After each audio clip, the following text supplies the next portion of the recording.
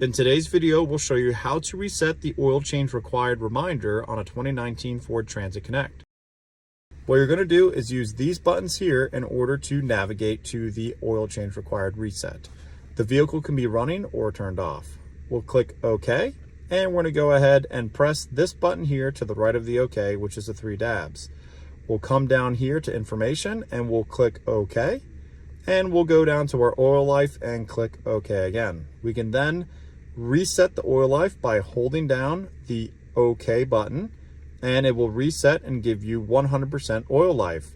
If you're having difficulty navigating to this, you can always go ahead and come back to your menu, and you can just come right here to the 3-dot button and go right into your information and right into your oil life and click and hold that reset button.